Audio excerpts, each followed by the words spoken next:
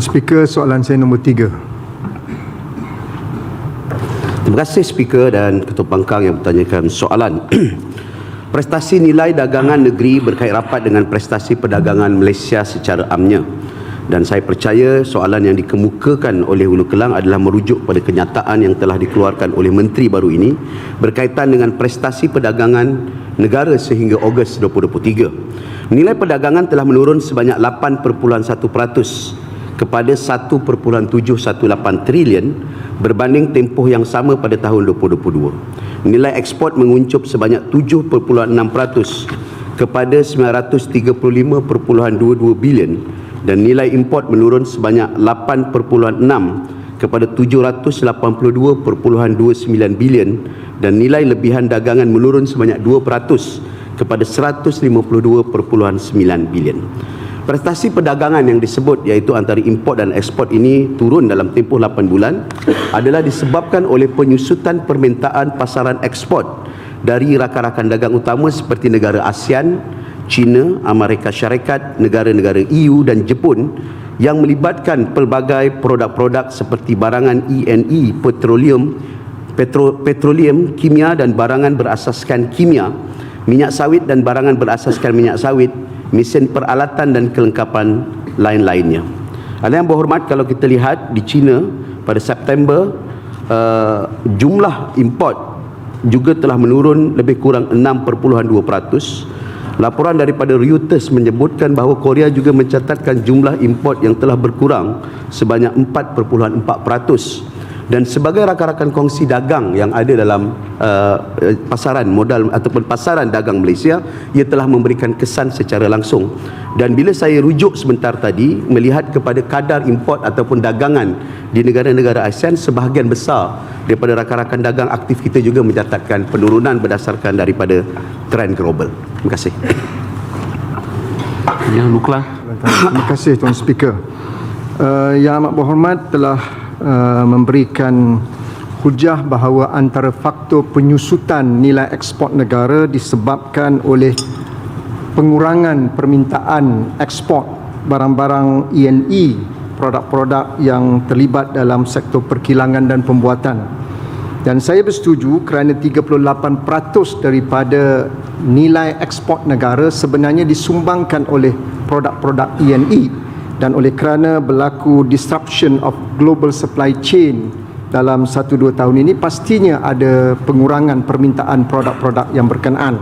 Cuma persoalan saya yang amat berhormat Datuk Menteri Besar, apakah pendirian kerajaan negeri untuk menggalakkan pengeksport tempatan daripada negeri Selangor ini untuk memanfaatkan PCO, Preferential Certificate of Origin, supaya mereka dapat meningkatkan nilai ekspor negeri Selangor dan pastinya akan menyumbang kepada ekspor negara Malaysia. Terima kasih.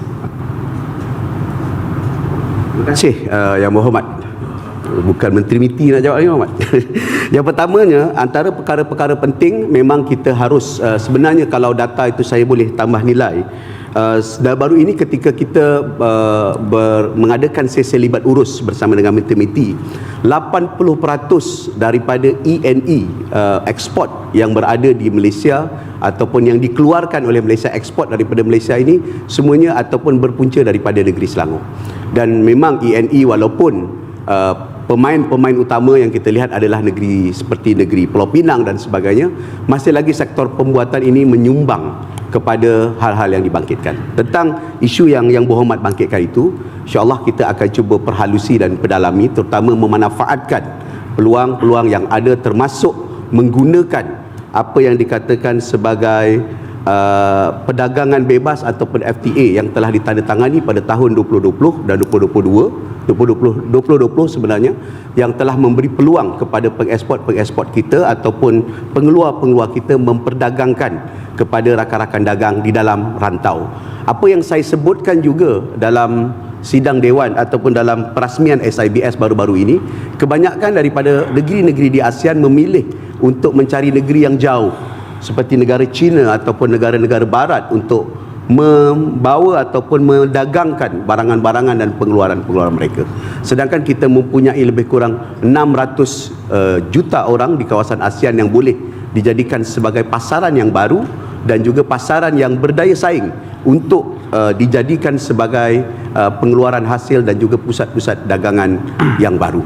Jadi insya-Allah perkara tersebut akan diteliti oleh pihak Invest Selangor, supaya Invest Selangor bukan hanya bertindak sebagai pempromosi pelaburan, tetapi membawa pelaburan kita keluar dan didagangkan dengan negara-negara luar serta memperkenalkan kepada negara-negara luar dengan juga melibatkan sebagainya investment dan pelaburan-pelaburan tempatan. Terima kasih. Tuan Speaker, soalan saya very spesifik. Apakah pendirian kerajaan negeri mengenai PCO ataupun sijil tempasan berkeutamaan, di mana sijil ini patut digalakkan di kalangan pengeksport tempatan supaya mereka dapat mendapat manfaat daripada zero duty import? Ini yang saya minta pendirian kerajaan negeri lah. Terima kasih. Ya. Terima kasih. Pihak kerajaan negeri melalui Invest Selangor akan melakukan kursus khusus khususnya kepada para SME ataupun small medium enterprise untuk mereka terlibat sama dan mengambil kesempatan daripada PCO sebagaimana yang dibangkitkan oleh Yang Berhormat Ulu Kelang, dan kita akan memberikan sokongan penuh kepada apa yang dikata Preferential Certificate Origin yang dicadang ataupun yang dibangkitkan oleh Ulu Kelang.